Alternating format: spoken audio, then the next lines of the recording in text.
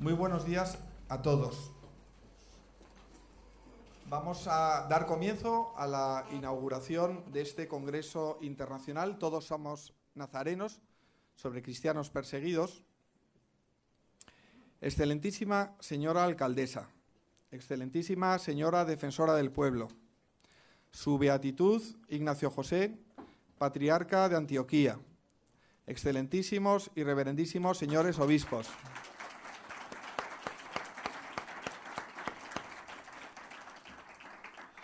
queridos asistentes al Congreso Todos somos nazarenos. A menudo me pregunto si en Occidente no habremos perdido nuestra capacidad de compasión. Vivimos en una sociedad civilizada que presume de ser solidaria, tolerante, sensible a los problemas que provocan las desigualdades sociales, las injusticias contra los más débiles y desfavorecidos, las violaciones de los derechos humanos.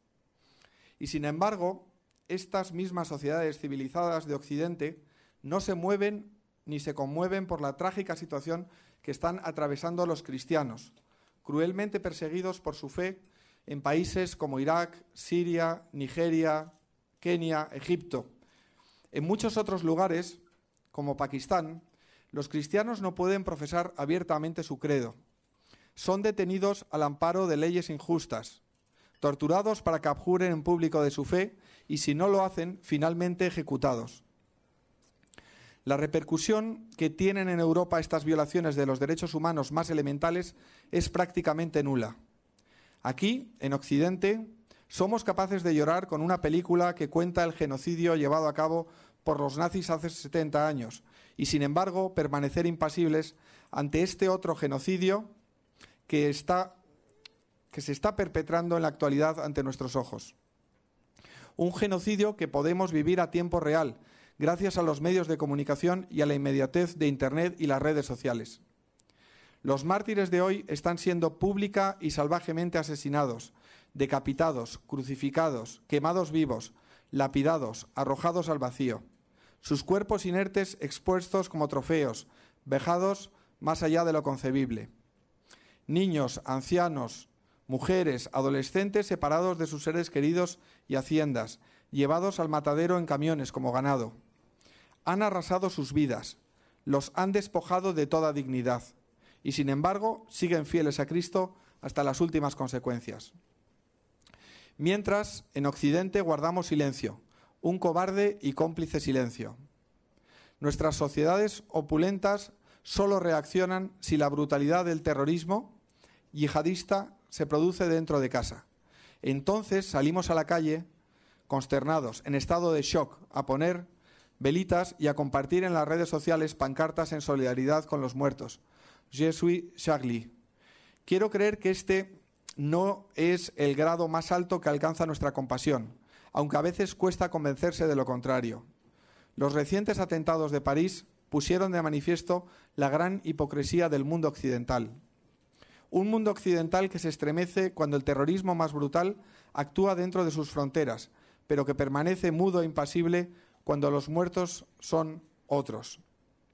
Si algo ha quedado claro con el auge del fenómeno yihadista, es que para los países más desarrollados del mundo hay muertos de primera y de segunda.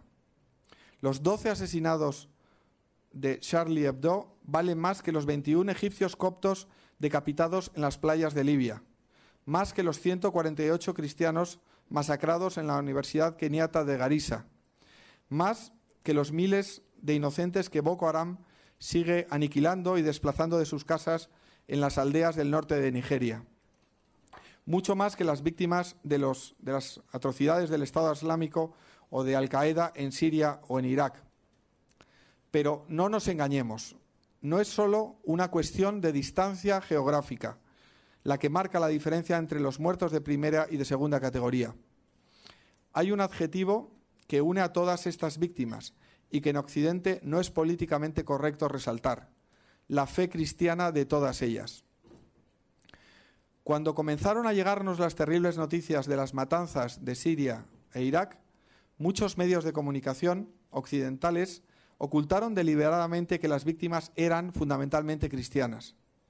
Aún hoy, después de tanta sangre derramada, pocos medios destacan el hecho de que el yihadismo tiene un propósito global que ha empezado a gestarse en Oriente Próximo: erradicar todo vestigio de cristianismo de la faz de la tierra.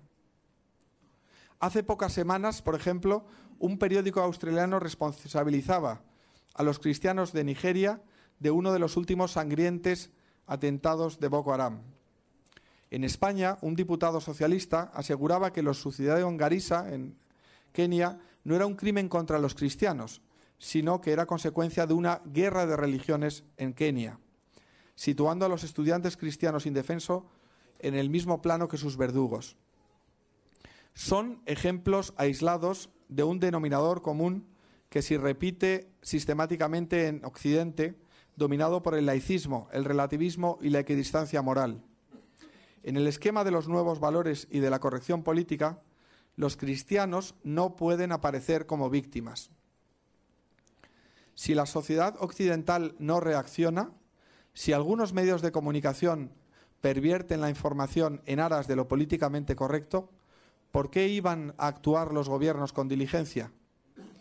¿No son acaso reflejo de la sociedad que les ha dado el voto, representantes de unos ciudadanos desmovilizados e indiferentes ante el drama humano de miles de personas atrozmente asesinadas, torturadas y humilladas? La respuesta de los gobiernos occidentales al horror yihadista ha estado en consonancia con el nivel ético y moral de las sociedades que representan. Una respuesta imprecisa en las formas, ambigua en el contenido, tardía en el tiempo y muy poco eficaz.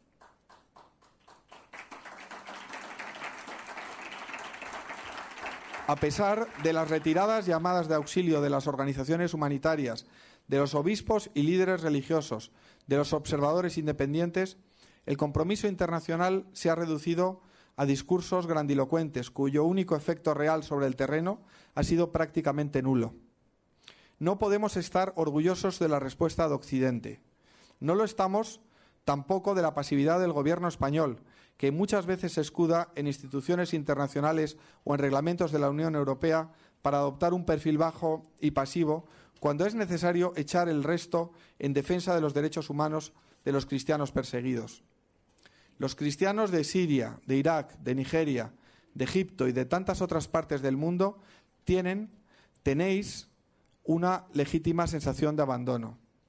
Tenéis motivos suficientes para creer que la comunidad internacional os ha dado la espalda. Vuestro grito de socorro esperaba sin duda mucho más de este Occidente, que representa el mayor estadio de civilización conocido en la historia de la humanidad. Los valores elevados que inspiran nuestras constituciones y los acuerdos internacionales, que son garantía de libertad, justicia y respeto de los derechos humanos, no han estado a la altura de la gravísima crisis humanitaria que está provocando el empuje del fanatismo islamista. Pues bien, desde unas humildes organizaciones, desde nuestras plataformas ciudadanas Hazte Oír, Más Libres y Citizen Go, hemos querido hacer frente a tanto silencio para deciros abiertamente desde el corazón que no estáis solos. No estáis solos, porque hay muchos ciudadanos en Occidente horrorizados, preocupados y comprometidos con vuestro destino, que también es el nuestro. Desde luego los hay en España y en otros países. Y por supuesto los hay en las organizaciones que he mencionado y en cuyo nombre hablo ahora. Queremos deciros desde aquí que trabajamos y trabajaremos día a día, incansablemente, para dar a conocer vuestro sufrimiento, vuestro dolor y vuestra necesidad de socorro. También promoveremos acciones internacionales que pongan freno a la barbarie del extremismo islamista que amenaza vuestras vidas, la seguridad de vuestros seres queridos y hasta la misma supervivencia de vuestra cultura. Como ciudadanos comprometidos, hemos querido dejar de esperar que otros den el paso y preguntarnos qué podemos hacer nosotros para cambiar esta situación. El resultado es este Congreso Internacional Todos Somos Nazarenos, que hoy felizmente ve la luz. Con él asumimos la responsabilidad de concienciar a la opinión pública occidental de la gran tragedia y de civilización que viven los cristianos en zonas bajo el yugo yihadista. Somos conscientes de que sin concienciación ciudadana no hay movilización, y sin movilización nuestros gobernantes no serán sensibles ni darán respuesta urgente a la gravísima situación que estáis padeciendo. Por ese motivo, queremos que este Congreso sea una oportunidad única para que el mundo escuche a los verdaderos protagonistas de la persecución, a las víctimas directas del derramamiento de sangre, a los que son testigos de las atrocidades y pueden contar a Occidente en primera persona todo el drama, el dolor y el sufrimiento que han vivido nuestros hermanos cristianos, a los que se juegan a diario su vida por mantener en pie los restos de una cultura milenaria que agoniza. Confiamos en que su testimonio, vuestro testimonio, no caerá en saco roto. Los medios de comunicación que en tan buena acogida han prestado al Congreso tienen una enorme responsabilidad en la difusión de vuestro mensaje para que la sociedad despierte, comprenda y reaccione. Estamos convencidos de que los gobiernos se implicarán en esta batalla contra el yihadismo cuando sientan la presión de los ciudadanos. Solo entonces dejarán de ser cómplices silenciosos del exterminio. Por último, quiero manifestar que no se trata solo de socorrer a los que sufren persecución. Se trata también de honrar el sacrificio de los mártires. Este empeño es más que una necesidad, un deber moral. Si Occidente deja en el olvido este genocidio, el mal habrá vencido y el sacrificio de tantos inocentes habrá sido en vano. Este Congreso quiere que sintáis el calor, el respeto y la admiración de cuantos con tanta ilusión lo hemos preparado y de los que han querido venir con el ánimo sobrecogido a escuchar vuestro testimonio. Proceden de diferentes partes de España, de Europa y del mundo. Con la ayuda de Dios y el poder infinito de la oración, confío en que podamos cumplir nuestro objetivo, concienciar a la sociedad, movilizar a los gobiernos y hallar una fórmula duradera que ayude a vencer el odio, a cerrar heridas y a devolver la paz y la prosperidad en estas regiones. Que los cristianos, en definitiva, puedan retomar sus vidas en libertad en el punto en que quedaron suspendidas por el azote de la sinrazón yihadista. Muchas gracias.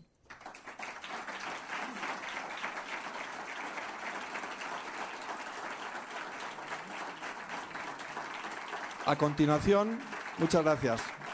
Muchas gracias. Doña Soledad Becerril, la defensora del pueblo español, nos va a dirigir unas palabras. En el atril mejor, sí. Muchas gracias.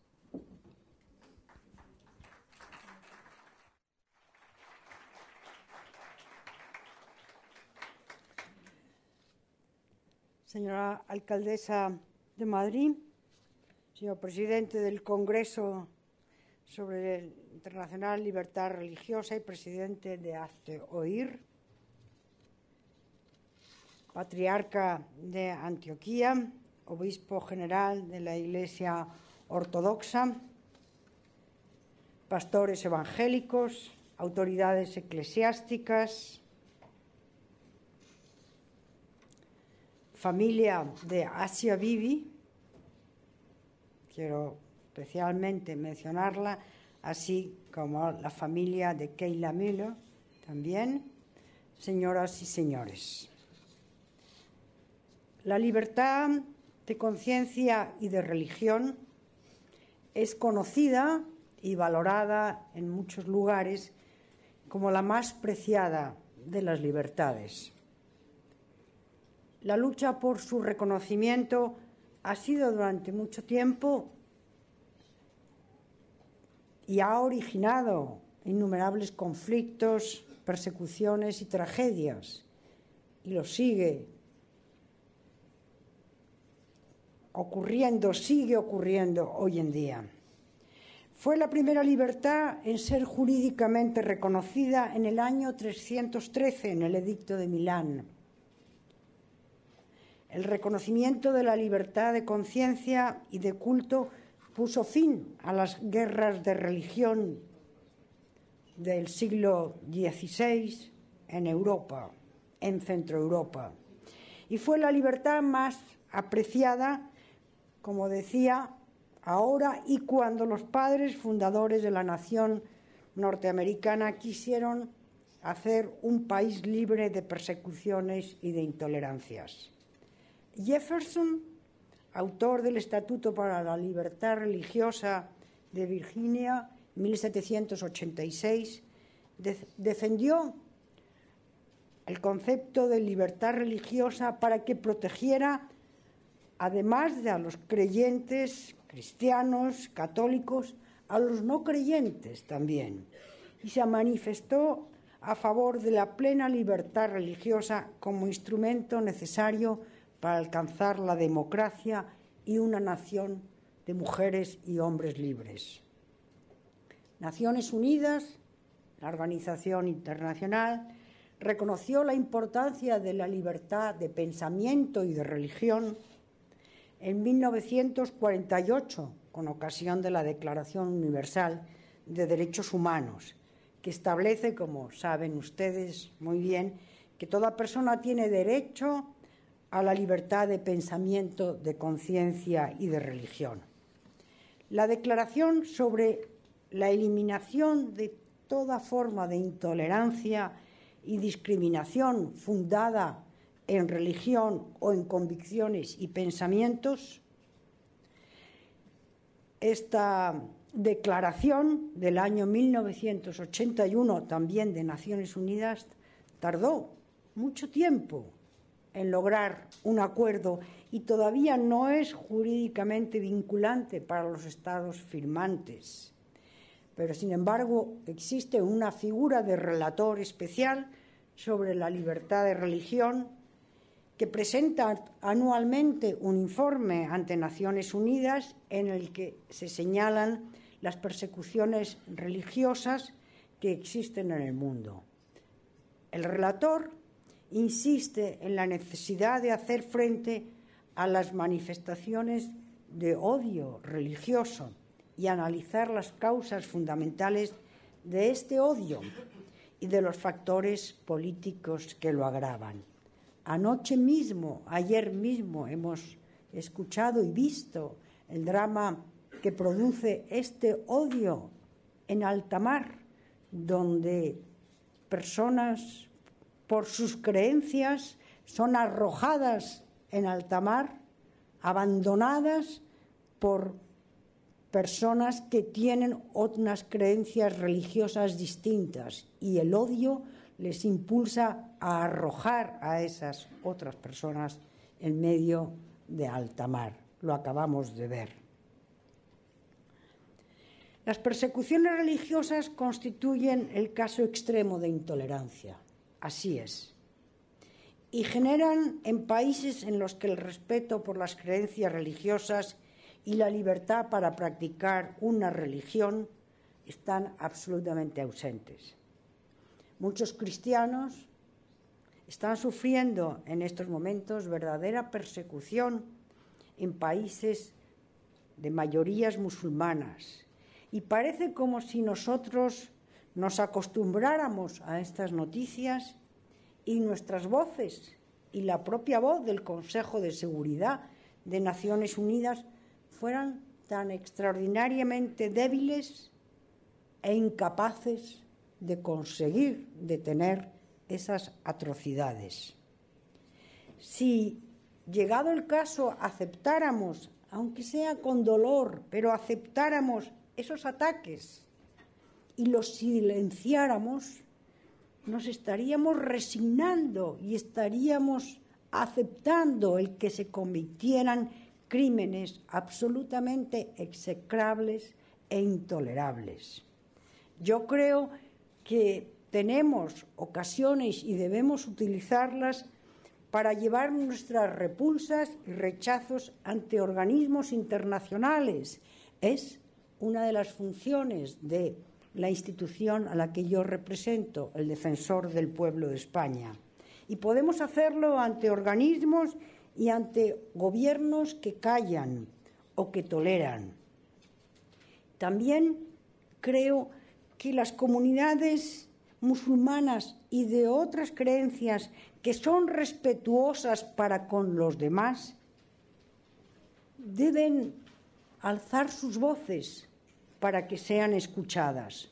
Los defensores de los derechos humanos que existen en muchos países, no solo de la Unión Europea, del Mediterráneo y de toda Iberoamérica, pueden jugar un papel importante en las denuncias y en la protección de quienes ejercen su libertad de creencias y de prácticas religiosas.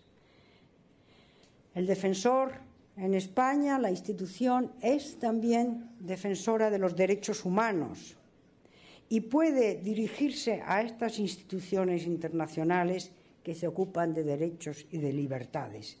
Y así lo hemos hecho, por ejemplo, en el caso de la mujer pakistaní Asia Bibi. Lo hemos puesto en conocimiento de Naciones Unidas, lo he hecho personal y públicamente, lo hemos hecho en distintos foros internacionales. Son muchas las comunidades religiosas y órdenes religiosas que están sufriendo persecuciones en varios continentes, lo mencionaba.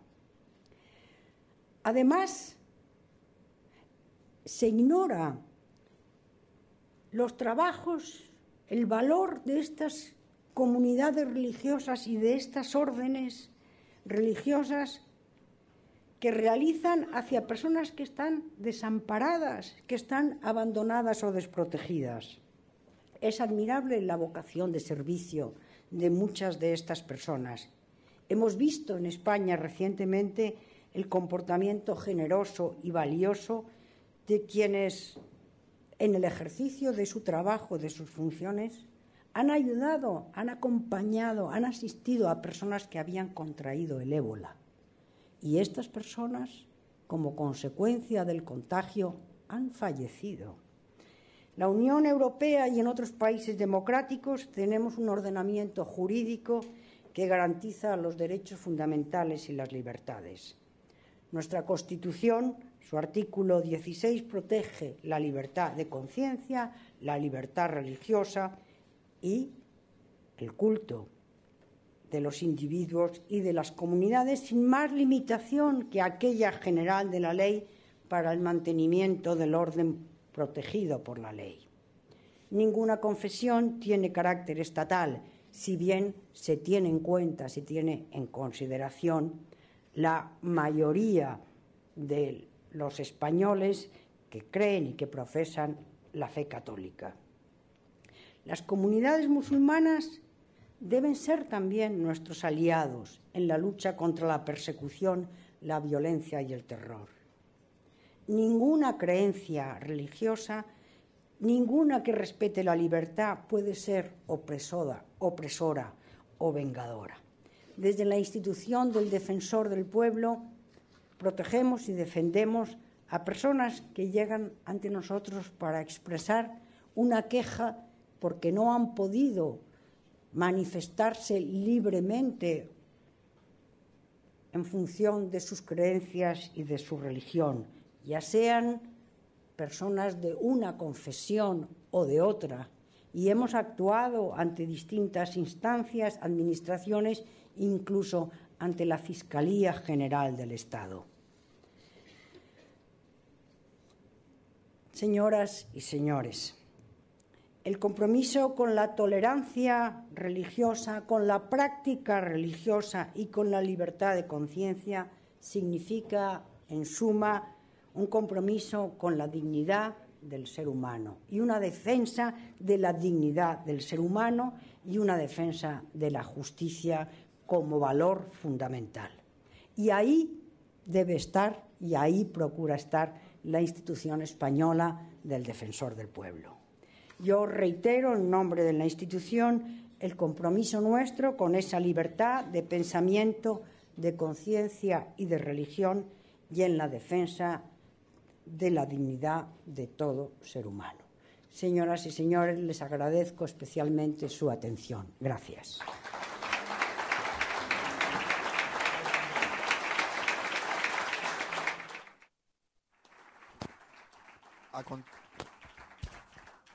A continuación, la excelentísima señora alcaldesa de Madrid, doña Ana Botella. Gracias.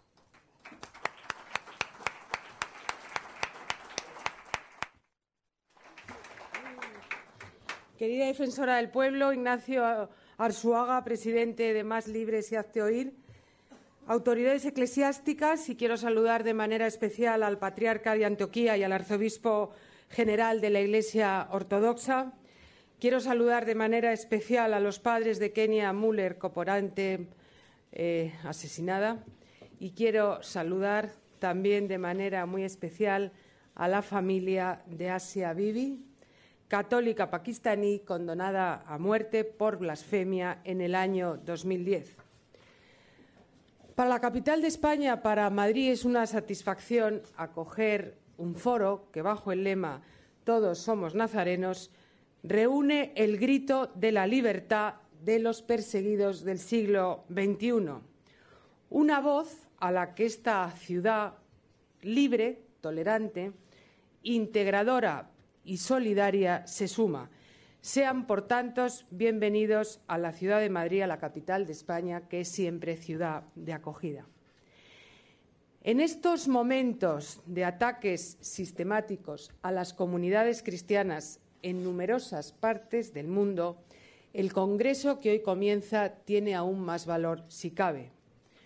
Como ya se ha dicho aquí, la reciente decapitación de coptos en Libia o el triste aniversario que hemos celebrado esta semana cuando se cumple un año del secuestro de 200 niñas estudiantes en Nigeria a manos de la milicia radical islamista de Boko Haram, son solo una muestra del brutal hostigamiento del que ayer tuvimos otro ejemplo citado por la defensora del pueblo, del brutal hostigamiento que hoy sufrimos los cristianos. Son todos ellos actos que van en contra de la misma esencia del ser humano, porque atentan contra los derechos fundamentales de la persona, en especial contra una vida libre de agresiones a su dignidad más profunda. Reconocida, como ya se ha dicho aquí, protegida y amparada en el artículo 18 de la Declaración Universal de los Derechos Humanos, la libertad religiosa hoy es una quimera para millones de personas a los que la defensa de sus convicciones les cuesta hasta la vida. Debemos, por tanto, volver a recordar una vez más que la libertad religiosa no es un deseo o un enunciado, muy al contrario, es la libertad inviolable de cada uno a manifestar sus creencias, de manera individual o de manera colectiva, tanto en público como en privado. Los que tenemos creencias y sabemos lo importante que son las nuestras, sabemos que hay que respetar las creencias del de enfrente, aunque sean diferentes a las propias. Permítanme que destaque que todo esto que nos parece obvio en España no lo es tanto en numerosas partes del mundo, especialmente para los cristianos de países como Nigeria, Egipto, Siria, Irak, Pakistán, Libia o Corea del Norte, y los que sufren los zarpazos de grupos terroristas que fundamentan su actividad en el integrismo religioso, que es una forma de totalitarismo. No nos olvidemos de esto. Siempre ha habido en la historia de la humanidad regímenes totalitarios que solo han traído la desgracia al mundo, y el integrismo religioso es una forma de totalitarismo. Por ello, este Congreso pone en Madrid el foco del mundo libre y cristiano. Porque si hoy nos encontramos aquí es para poner en valor la libertad religiosa, sin temor a equivocarnos. Todos los seres humanos nos hacemos unas preguntas fundamentales. ¿Por qué? ¿Para qué? ¿A dónde? Unos creemos en el sentido trascendente del ser humano y otros no. Pero, sin embargo, yo creo que hay una serie de cosas que deben ser en común para todos, y hay una que yo creo que es común, que debe ser común, tanto para los que esas preguntas nos las hacemos pensando en el sentido trascendente del ser humano, como para aquellos que se hacen también esas preguntas pensando que el ser humano no tiene trascendencia, y aquello en común, yo creo que es el respeto a la persona y la defensa en cualquier situación de la dignidad humana. Todos somos testigos de cómo en torno al cristianismo se han creado comunidades que son el amparo de los que más sufren. Alrededor de las creencias religiosas de unos u otros se organizan redes de personas que despliegan una enorme generosidad hacia los demás, hacia los enfermos, hacia las personas que están solas y actualmente, aquí, a las personas que aquí en Europa y en España y en muchos lugares del mundo están sufriendo más la crisis. Creo que siempre es positivo buscar lo que nos une y valorar cuánto tenemos en común, que es mucho. Y todos los que estamos aquí compartimos las raíces judeo-cristianas, fuente de la civilización occidental, y creemos que hay valores que merecen y deben ser defendidos. Unos valores que en estos tiempos de relativismo moral contienen la respuesta a muchas cuestiones. Valores como la defensa de la vida y la familia, la vocación del servicio a los más débiles,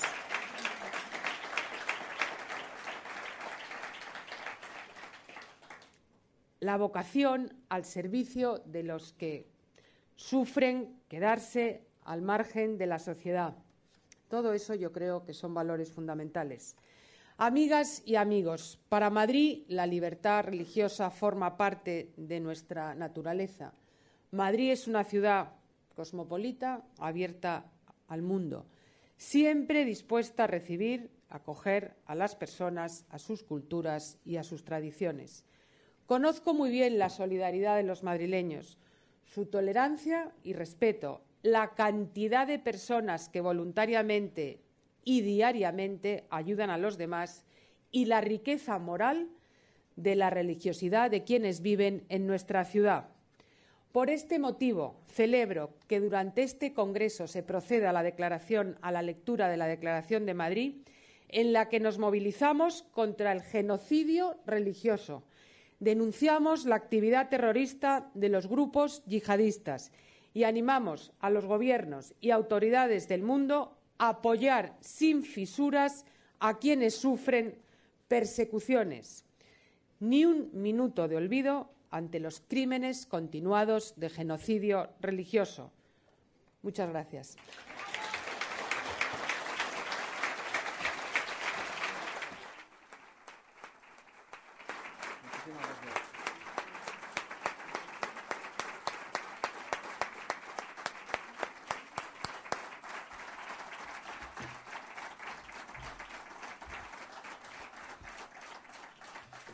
Muchísimas gracias, doña Ana, muchísimas gracias, doña Soledad.